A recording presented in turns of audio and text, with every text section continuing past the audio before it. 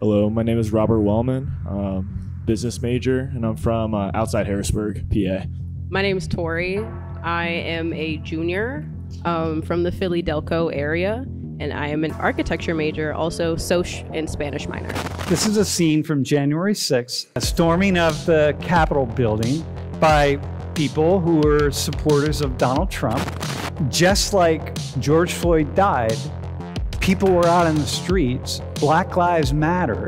Like, you can't just be like, oh, slavery's over in 1862. Slavery, oppression of black people in some ways began in 1865. Donald Trump made the proclamation to his supporters that this election was stolen from me, but stolen from you. You can also imagine that there are also a lot of really nice people. There are school teachers and also really good people in this crowd. And they got caught up in the emotions of the moment. So what do we do with these folks? I mean, I think we have laws for a reason. So, I mean, just take each person as it is and just see what they've done. Are these people on the screen most likely against my fundamental right to live as a person that's like me? Wait, hang on. What do you mean by that? Am I gonna say everybody in that crowd is racist? No. Good. But in Philly for the George Floyd protests, would you say that's part of a cult? No. How come? What's different?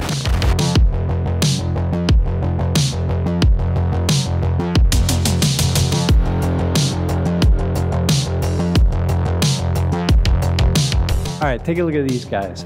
So if you're not familiar with this, this is a scene from January 6th, 2001, a storming of the Capitol building by people who were supporters of Donald Trump and other people who probably didn't even really support Donald Trump, and they just wanted to go have a good time, whatever, I don't know. I mean, people show up to things. I don't know why they show up to things. See what's going on, okay? There's a lot of people here. This is just one small shot at the Capitol, outside the Capitol building, okay?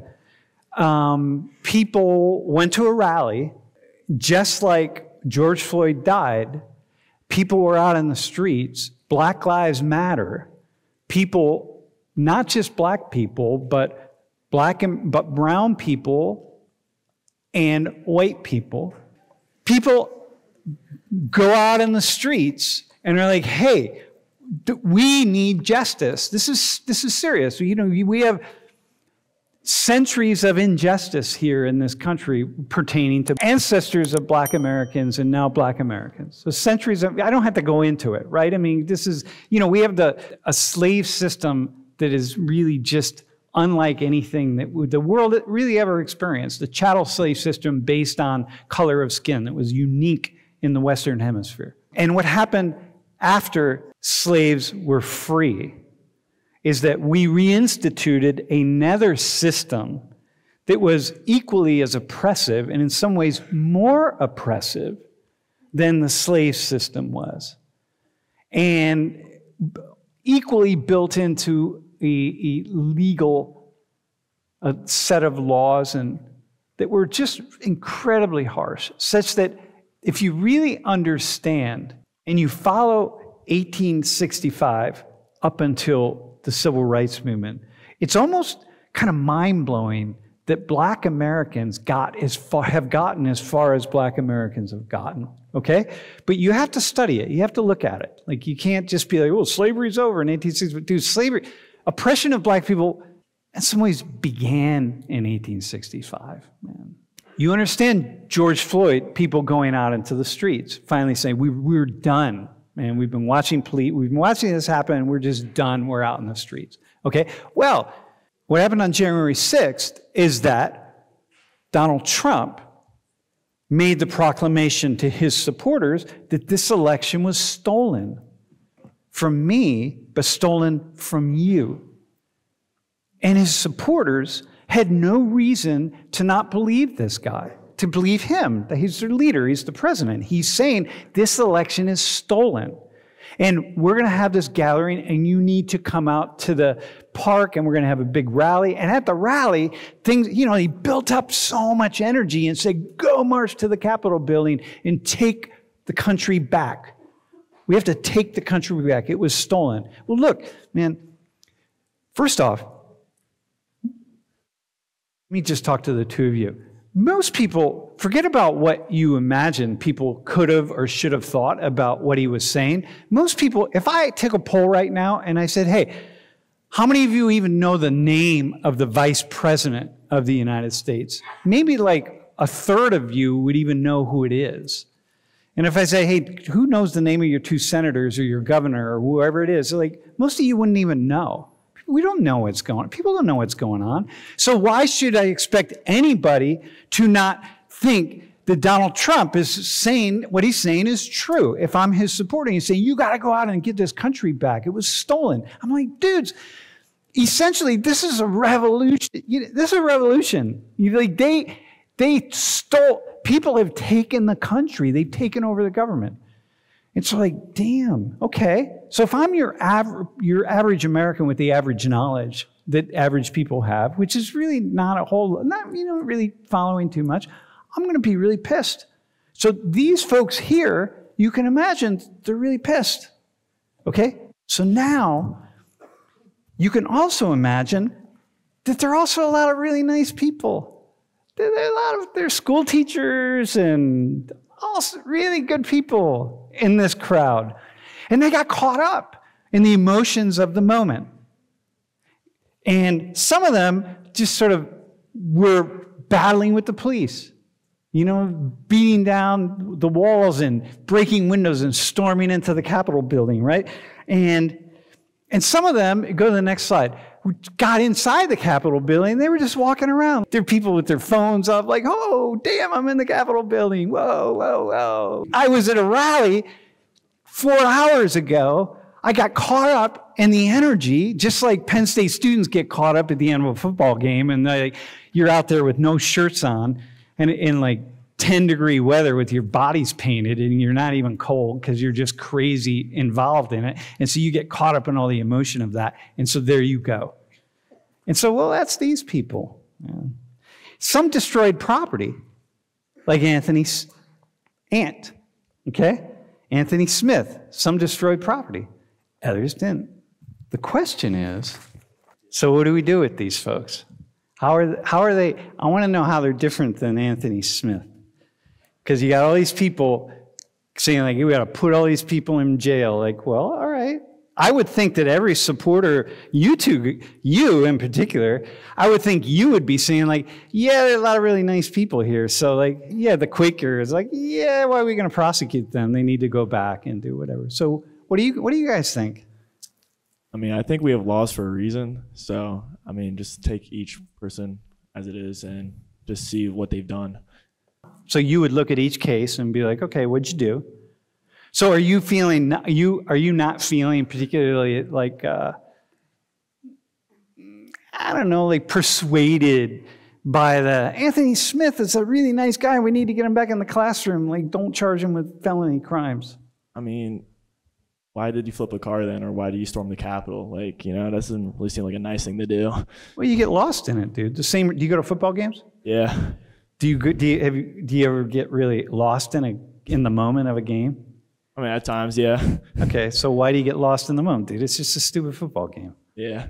I mean, why do you care? If you'd have gone, you came to Penn State, right? Yeah. You live outside of Harrisburg? Yeah. If you'd have gone to Pittsburgh, you'd be rooting for Pittsburgh.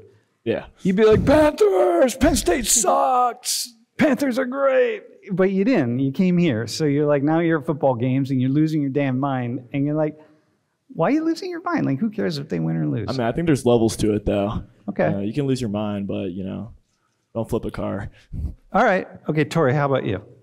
Being on brand with the class, I do think that this goes both ways in a sense. That, sure, there are people who got caught up in the moment and did some pretty bad stuff. And though they are able to be prosecuted, everyone deserves a second chance. Now, are these people on the screen most likely against my fundamental right to live as a person that's like me?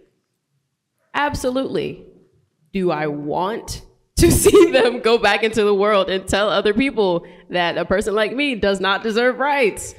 Not really, no. Wait, hang on. What do you mean by that? Are they? Yeah. What are you saying? What do you mean do they support you or not? Can you go back one slide? Just look at all these people, right? What do you think those average people? What do you think they think? Like, who are they? Put them in a box. Cult members. Cult members? Yeah. You really? Oh, members of like the Donald Trump cult. So you see these people and you see them as really, you see racism in them. You as a black woman, you see them, you can't not see racism. So am I going to say everybody in that crowd is racist? No. Good. But I also think that by supporting the system that Donald Trump perpetuates and not questioning the government and questioning their cult leader, they're also perpetuating systems that directly disenfranchise me. Okay, but you know that they would say that the Biden followers or the Democrat followers are cult members. And I agree. Okay. All right. So for you, you're like, dude, first off, man, how did you end up at this rally on January 6th in the first place? Well, they ended up there because they were following so many different people that were saying like, hey, these elections are not fair and these elections were stolen. And millions of people, right? And if you say that over and over, first off, I don't know they weren't stolen. You know what I mean? Like, I mean, I think I'm a relatively thoughtful person. People who study elections for a living, who are like really smart people, way smarter than me. I mean, this is what they do for a living. They've been doing it for like 20, 30, 40 years. That's all they do is focus on elections. And these folks are saying, yeah, they were fundamentally fair elections, and no, that wasn't happening. But, no one's really listening to them because people are only going to listen to the voice in the wilderness, which is what happens, right? So, which is what most of us do. Like, we cannot take the time, like COVID, for example. How many people can take the time to actually study the data to even know whether masks are good? Like I don't know how many hours I spent, probably like 20 hours of my life between my wife and I to be like, dude, should we be wearing masks? Should we not be wearing masks? Reading the research, the studies, and we're like, I don't know. Okay. So these people are then, I would be much looser to say they're actually mostly like everybody else. They just showed up at the rally. And how about people who showed up in Philly for the George Floyd protests? Would you say that's part of a cult? No. How come? What's different? This is the challenge, right? You got it. What's different? So I think that